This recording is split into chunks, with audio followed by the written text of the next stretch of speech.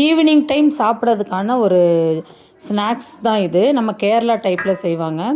இது வந்து நல்லா அரிசி மாவை எடுத்துக்காங்க. அரிசி மாவை எடுத்துகிட்டு அதில் வந்து லைட்டு சூடான தண்ணி ஊற்றணும். ரொம்ப சூடாக இருக்கக்கூடாது, மிதமான சூட்டில் அந்த தண்ணி இருக்கணும். அப்போ தான் உங்களுக்கு சாஃப்டாகவே எப்போவுமே இருக்கும் இந்த உருண்டை.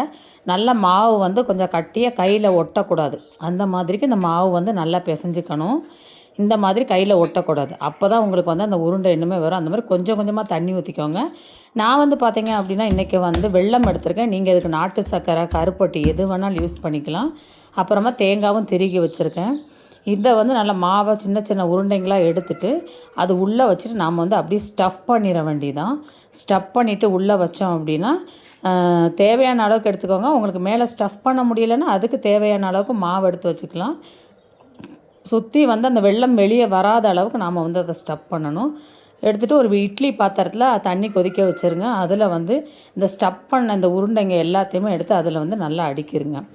அதை அடுக்கிட்டு அதுக்கப்புறம் இட்லி பாத்திரத்தை மூடி போட்டு நல்லா வேக விட்டுட்டிங்க அப்படின்னா இந்த உருண்டை வந்து நல்லா ரெடி ஆகிரும். நல்லா ஈவினிங் டைம் குழந்தைங்க ஸ்கூல் விட்டு வந்தாங்க அப்படின்னா நம்ம வந்து நல்லா டீ காஃபி வச்சுட்டு நம்ம இதை வந்து கொடுக்கலாம். கடைகள்லேருந்து ஸ்நாக்ஸ் வாங்குறதுக்கு இந்த மாதிரி நம்ம வீட்டிலேயே வந்து அரிசி மாவில் செஞ்சு கொடுக்கும்போது ஹெல்த்தியாகவும் ரொம்ப சூப்பராகவும் இருக்கும். உங்களுக்கு தேவைன்னா இதில் வந்து அந்த மாவு பிசையும் போதே கொஞ்சம் சர்க்கரையும் சேர்த்துக்கலாம். கொஞ்சம் லைட்டாக உப்பும் போட்டிருக்கலாம். நம்ம தேவைன்னா சேர்த்துக்கலாம். பாருங்கள், ரொம்ப சாஃப்டாக சூப்பராக வந்துச்சு. நீங்களும் ட்ரை பண்ணி பாருங்கள்.